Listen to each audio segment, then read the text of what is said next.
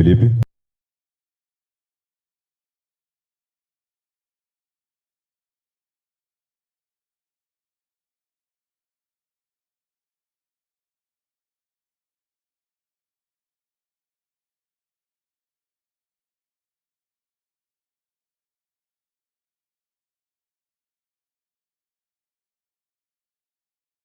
Primeiramente, boa noite. Acho que foi saída de bola lenta durante todo o jogo. Eu até acho que em alguns momentos a gente devia acelerar, em alguns momentos a gente tocou a bola mais para trás do que devia. Mas os melhores momentos nossos foi quando a gente saiu jogando de trás. Inclusive a melhor chance que a gente teve com o GB foi uma troca de passe bem feita, com paciência e com bom ritmo. A gente chegou na cara do gol. Mas eu não acho que a gente saiu lento todas as vezes, não. Boa noite, Diniz, Rodrigo Campos. É claro que uma expulsão com 5 minutos do segundo tempo muda muito a estrutura tática do time. Mas eu queria falar sobre o primeiro tempo, a postura que o Vasco teve, e sinta-se à vontade para discordar, que me pareceu com medo do Flamengo. O Flamengo pressionando o tempo todo e o Vasco... Duas possibilidades, e no final, parece que se não fosse o Léo Jardim, seria uma goleada histórica. Qual foi a estratégia que você pediu aos seus jogadores antes de a bola rolar? Não acho também que esse é uma goleada histórica. Eu acho que o Flamengo jogou melhor que a gente no primeiro tempo. Concordo em parte com o que você falou, que a gente não ficou à vontade para fazer o jogo que precisava. E no segundo tempo, com o jogador a menos, a gente teve mais coragem para fazer o jogo que era necessário para fazer uma boa partida. Acredito também que a gente voltou para o segundo tempo, embora tenha sido só 5 minutos, com uma postura diferente, com as correções, subindo mais rápido a marcação e tendo mais posse que o Flamengo. Mas falando da expulsão, se alguém vai perguntar, uma expulsão para mim meio ridícula, um negócio sem sentido nenhum. Eu sinceramente não consigo entender uma expulsão dessa. Teve um lance pouco antes, no primeiro tempo, que um lance com o Andrés Gomes, o cara chuta no alto, pega no pé do Andrés, também não acho porque lance para expulsão, mas esse muito menos do que aquele. O cara tá passando, não sei se o Barros tentou dar um totó no cara, não tem nada, não tem força excessiva, não tem risco de lesionar o jogador, nada. Aí tem uma câmera que eles pegam assim, às vezes, que para, que a perna, que a sola da chuteira do Barros está perto da panturrilha, não tem força nenhuma ali, zero. Até que o jogador levantou, jogou normalmente. E é uma expulsão que condicionou muito o que podia ser o segundo tempo. No primeiro tempo, o Flamengo, quando estava com a igualdade do Mérito, tinha jogado melhor, mas quando voltou ao segundo tempo, a impressão que tinha é que o jogo ia ser outro. E você vai ver que o campeonato vai acontecer, campeonato carioca, campeonato brasileiro, e o critério não vai ser o mesmo. Um lance como esse não vai acontecer expulsão. Com aquela contundência ainda, com aquela vontade de expulsar, vai ser muito difícil acontecer.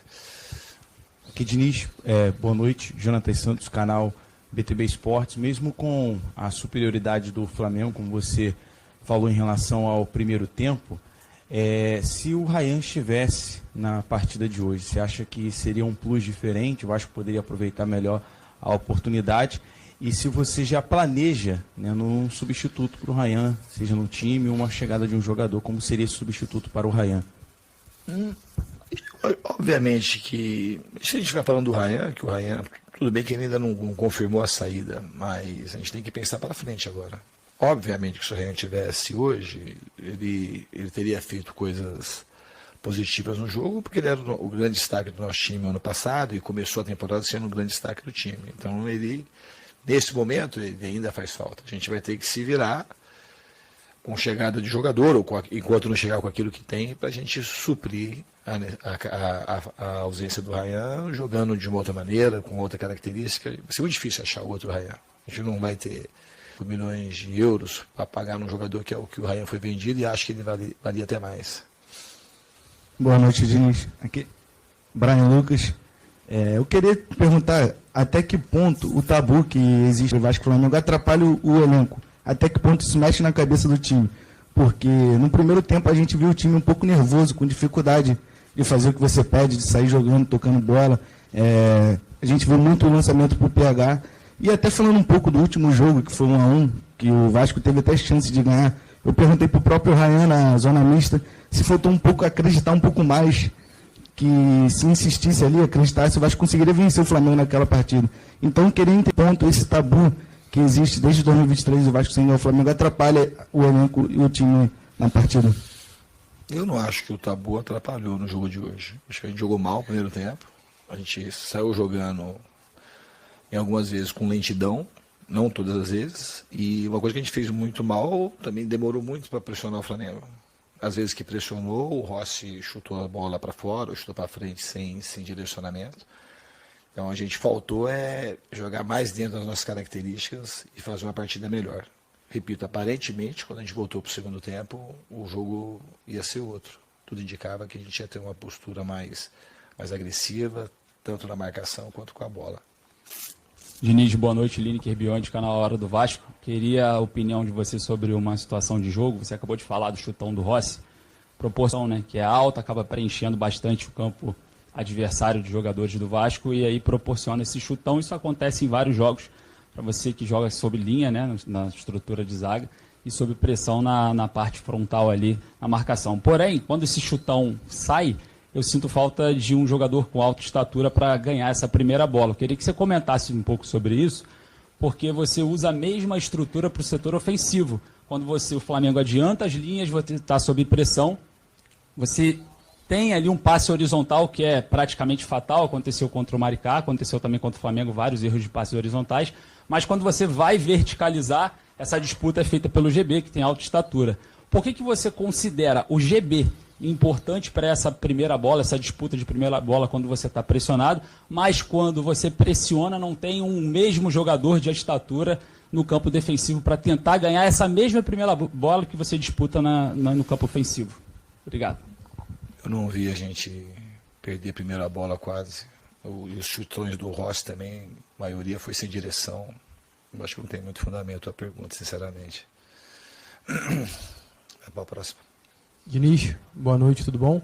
No dia 8 de novembro, após uma derrota para o Juventude em São Januário, você fala em coletiva que o Vasco está aprendendo ainda a ser um time grande. Hoje o Vasco joga um jogo grande contra o Flamengo e perde. A pergunta que eu faço para você é, o que faltou hoje para o Vasco jogar como um time grande dentro do Maracanã? Boa noite. Eu acho que faltou jogar dentro das características. E o aprendizado continua. A gente não foi um Vasco grande, principalmente no primeiro tempo. Mas é um aprendizado. Isso pode ser que a gente vai, isso você pode ter certeza, que a gente vai trabalhar para aprender a jogar com a grandeza que precisa. A gente podia ter jogado muito melhor no primeiro tempo. O espaço que teve para jogar bem no segundo tempo foi muito pouco. A igualdade numérica, 5 minutos apenas. Mas o primeiro tempo era para a gente ter jogado bem melhor. E aprende. E vai ter que jogar melhor. Porque vamos ter outros clássicos, a gente vai provavelmente jogar contra o Flamengo, se não for agora no estadual, vai ser no Brasileiro, em outras competições, e a gente vai, nesse sentido, a gente vai fazer melhor do que a gente fez hoje. Diniz, boa noite, Amadeu, do canal Boteco do Amadeu Vasco. Mesmo perdendo, o Vasco não conseguiu empurrar o jogo para o campo ofensivo. Faltou capacidade de retenção no ataque ou de circulação qualificada? Eu acho que faltou mais circulação. Eu acho que às vezes que a gente conseguiu, o maior erro nosso foi jogar fora das nossas características hoje. Por aquilo que pareça, no segundo tempo, com um jogador a menos, que é uma coisa que eu achava que era a nossa chance, era poder se aproximar e ganhar no campo do Flamengo de maneira paulatina, para chegar com mais gente no ataque, para poder terminar a jogada e estar com o time bem posicionado no ataque. Às vezes que a gente fez isso no primeiro tempo, a gente conseguiu. As chances que a gente teve foi dessa forma. Obviamente que teve um lance também, que vocês sabem, que também teve uma contundência muito grande para marcar o impedimento. A bola na trave, que se entra, seria gol.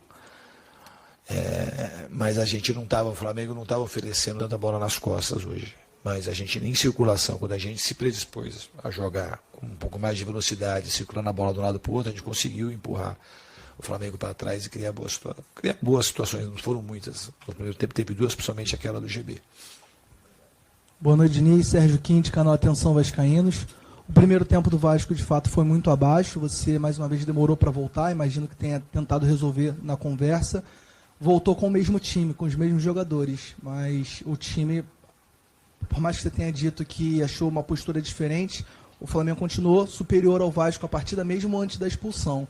No lance da expulsão, concordamos que foi precipitado, ok? Mas com um jogador a mais, mesmo com um jogador a menos, no caso do Vasco, você não fez nenhuma alteração que não fosse a entrada do Hugo Moura. E o Vasco, mesmo com 0-0, demorou para tomar o gol. A impressão de todo mundo que estava no Maracanã era que o gol ia sair a qualquer momento, e o Vasco se defendendo, e pareceu que o Vasco esperou tomar o gol para fazer alguma alteração. O que passou na sua cabeça nesse momento, da expulsão até o Vasco tomar o gol? Você achou que aquele time, naquela circunstância, tomando aquela pressão, poderia empatar? Eu vou discordar, que eu não acho que no segundo tempo foi o jeito que você falou. Acho que o primeiro tempo o Flamengo foi superior. Os 5 minutos, a amostra é muito curta, mas eu não acho que o Flamengo voltou superior a gente. Se a gente pegar os 5 minutos do jogo para assistir, você vai ver que não foi isso que você está falando.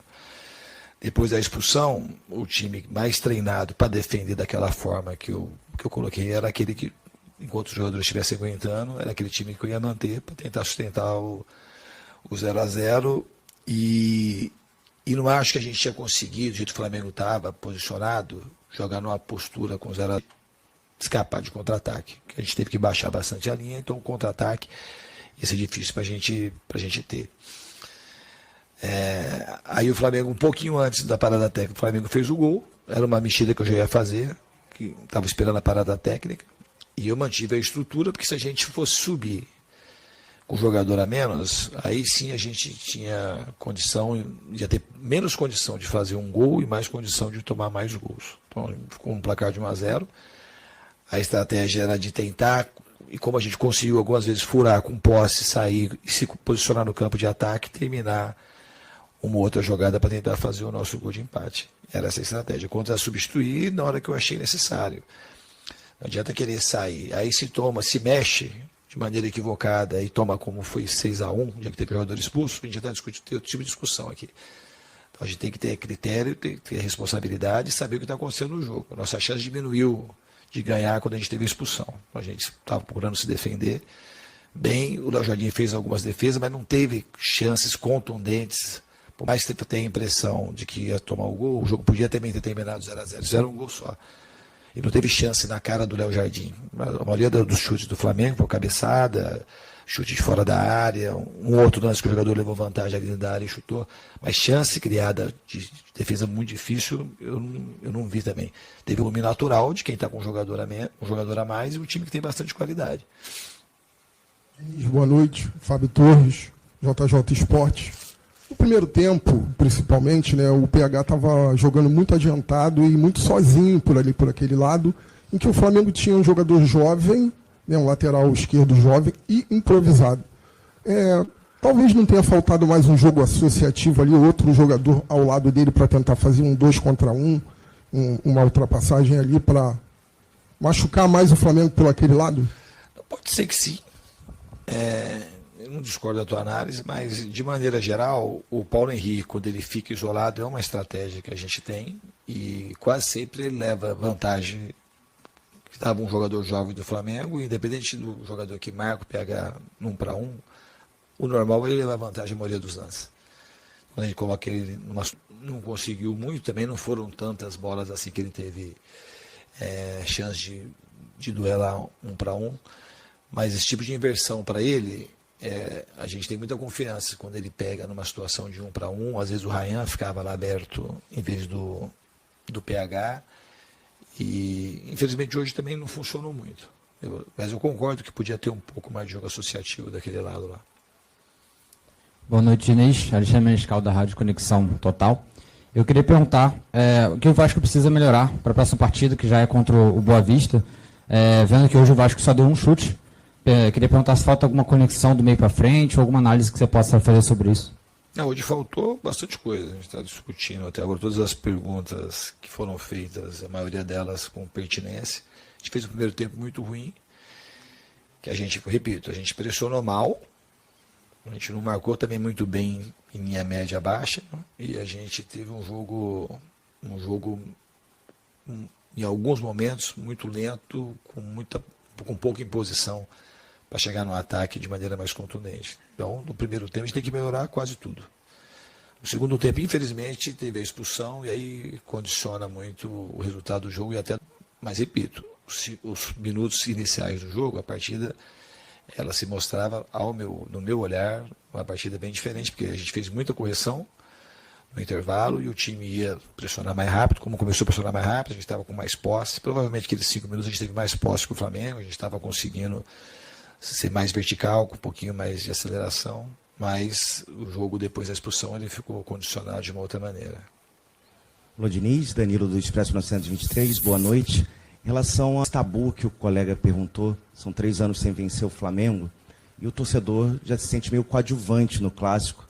E o primeiro tempo, em que só teve um chute, 2 com impedimento mal marcado, faltou um pouco de ambição, mesmo com dificuldades técnicas ou táticas, faltou ambição. E uma segunda pergunta, se me permite, a entrada do Saldívia foi para tentar ter uma construção melhor saindo lá de trás? Obrigado. Não, o Cuesta pediu para sair, estava sentindo dor, e ele pediu para sair, então não foi tática, a substituição foi uma necessidade. E eu acho que faltou, eu concordo com você, eu acho que o que foi pior no jogo do Vasco foi uma questão, primeiro tempo, uma questão de comportamento. A gente tinha tudo para jogar muito melhor, marcar muito melhor e jogar muito melhor. Então foi uma coisa de comportamento, e a gente tem que ser criticado por isso. E é uma coisa que a gente não pode ter o comportamento que a gente teve no primeiro tempo. Porque aí condiciona tudo, você fica numa situação de que não é o jeito que eu quero que o Vasco jogue, não é o jeito que o Vasco tem que jogar. Então é uma coisa que a gente precisa aprender e aprender rápido. E não pode repetir esse tipo de comportamento. Não é uma coisa que tem a ver com nada do que a gente quer. Boa noite, Diniz, Bruno Murito do GE. Eu queria te perguntar como foram esses últimos dias aí que a saída do Ryan se encaminhou, né? Se você tentou, últimas conversas ali, você agora falou que a venda poderia ser por um valor maior, né, dos 35 milhões de euros, que é o que está sendo encaminhado aí. Se você tentou convencer o jogador, se ele que pediu para não jogar, uma decisão da direção, e também comentar já a possível chegada aí do Inestrosa, que acertou com o Vasco, e como você enxerga ele nesse time. Obrigado. O Ryan que pediu para não jogar, foi a decisão dele. Eu acho que os valores poderiam ser maiores. Tudo que eu podia fazer para o Ryan ficar, eu fiz. Talvez se eu fosse ter até um pouco de arrependimento de não ter feito mais no ano passado, porque essa situação do Ryan era uma situação para mim muito clara. Acho que ele ia avançar muito na carreira dele. E então, uma coisa que já podia ter conversado. Vai acontecer isso, ele não pode sair, não deve sair. Eu acho que é um risco que ele corre de sair agora. Aqui eu acho que esportivamente, eu sou muito convicto, por mais que ele possa ir bem lá, a decisão mais acertada, isso não vai mudar o que eu penso. A decisão mais acertada do Ryan era permanecer aqui por mais uma temporada. Isso aí mais terminou, e principalmente do jeito que ele começou a temporada, que ele voltou nos treinamentos, e o primeiro jogo contra o Maricá, uma amostra da maneira como ele voltou.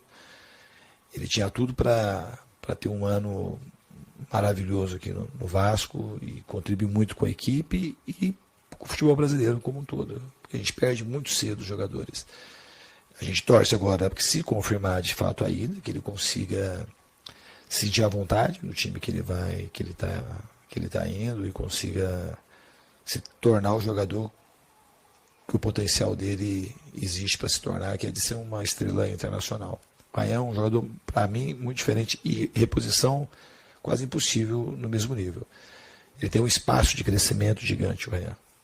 Isso para mim é muito claro. Ele faz tudo bem, e o que estava acontecendo aqui, ele foi gostando, como se fosse, ele foi percebendo o potencial e foi gostando daquilo que ele foi se reconhecendo. Um jogador muito diferente. Então, uma pena que ele saiu. Você fez uma outra pergunta, né? O Inestrosa é um jogador, as características um pouco parecidas com a do próprio Andrés Gomes, um jogador rápido, com bastante energia física, com boa técnica, que esteve aqui na base do Palmeiras durante 2 anos, e o ano passado a gente acabou acompanhando ele com mais intensidade no Atlético Nacional, que acabou caindo na chave do Inter e do Bahia. Na janela do meio do ano a gente já tinha tentado o Inestrosa. Então, um jogador que eu acho que tem tudo para vir e nos ajudar.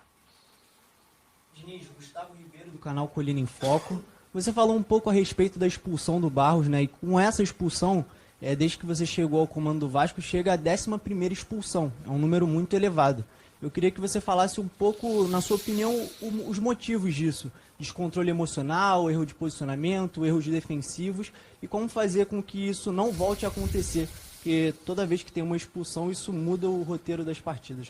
Elas são muito diferentes, as expulsões, né? A expulsão do Piton lá na altitude, que ele chega atrasado, do Hugo Moura também que chega atrasado lá contra o Fortaleza. Na de hoje, a expulsão é por erro da arbitragem. Então, as expulsões são diferentes. Eu não vejo muita expulsão do nosso time, assim, descontrole emocional.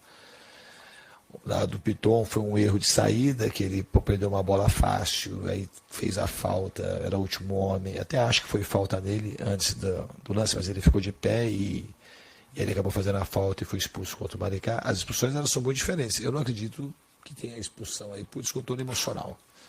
Que o jogador deu porrada no outro, contundentemente. Eu não vi expulsões por causa de descontrole. Mas, todavia, é uma coisa que a gente tem que corrigir, descobrir o que tem em comum, algumas delas, para evitar que elas aconteçam, porque elas acabam, na maioria das vezes, determinando o resultado dos jogos. Diniz aqui, boa noite. Queria que você falasse um pouco sobre o nível físico da equipe, o segundo jogo no ano do time considerado titular e um primeiro tempo contra um Flamengo que ainda não tinha entrado em campo, que o Flamengo fisicamente dominou todas as ações praticamente. Queria que você desse um panorama de como o time está fisicamente, ainda mais visando o Campeonato Brasileiro. Já está 80%, 70%? Quanto você acha? É difícil falar sobre isso, o físico. O jogo hoje não teve absolutamente nada a ver com parte física.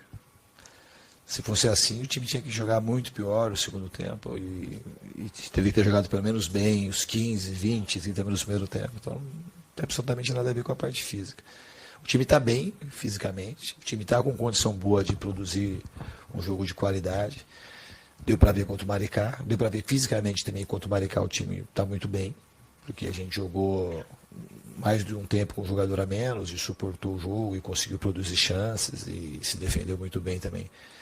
Hoje o problema não tem a ver com a parte física, é um problema tático, mas muito mais a ver com o comportamento.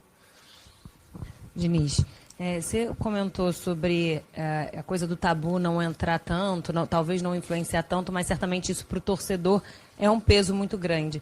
A gente pega esse Flamengo que não tinha jogado ainda, como a gente comentou agora, estava baixo fisicamente, e um primeiro tempo que você mesmo já disse que o primeiro tempo, sim, pro lado do Vasco, que saiu tudo, foi tudo errado, enfim. Talvez não digo de resultados pontuais, mas de fazer frente para o que esse torcedor, talvez que tenha tido uma semana difícil, viu o Ryan embora, viu o Verratti embora, e hoje, enfim, um resultado contra o principal rival, logo no início de temporada, para esse torcedor ter alguma expectativa, você acha que dá para fazer frente, não um resultado específico, a esse time do Flamengo, sem grandes contratações para essa temporada? Claro que dá para fazer frente. Tem que dar sempre fazer frente. Desde 2019 eu jogo contra o Flamengo, desde que fui montando esses times, essa passagem mais vencedora, talvez, uma das mais vencedoras, pelo menos, da história do Flamengo. E a gente tem que ter comportamento diferente. Eu acho que a gente tinha que ter jogado muito melhor no primeiro tempo. E esse jogo tem que seguir direção. E a gente tem que ter postura diferente, jogar de maneira diferente, não só contra o Flamengo, mas os jogos grandes, os clássicos, e a gente terminou muito bem a temporada, jogando os dois jogos contra o Fluminense, jogos importantes, decidindo Copa do Brasil, 2 clássicos, depois jogos contra o Corinthians. Então hoje não tinha motivo, por mais que a saída do Ryan é uma coisa que pesa, não é isso aí o principal motivo para a gente ter jogado muito abaixo do primeiro tempo. A gente tem que aprender e aprender rápido. Boa noite, Diniz, Sérgio do podcast. Falasse para o torcedor, hoje teve um jogo, como todo mundo aqui já constatou, abaixo da condição do Vasco, e temos aí daqui a uma semana o Campeonato Brasileiro começando. O que você diz para o torcedor, o que esperar desse Campeonato Brasileiro, sendo que o passado brigamos na parte de baixo? E, se me permite, para o jogo contra o Boa Vista, vai o time titular ou misto? Bom, a gente vai definir ainda contra o Boa Vista, não quero antecipar. Depois a gente antecipa e muda, vocês vão me cobrar, não gosto de fazer esse tipo de antecipação. E em relação ao time, eu acho que foi um ponto fora da curva o que a gente fez no primeiro tempo hoje. Eu acredito no time, acredito que a gente vai fazer uma temporada melhor que a do ano passado e o torcedor vai ter mais motivo para sorrir do que teve ano passado. É isso que eu acredito. Obrigado, Diniz. Boa noite, pessoal.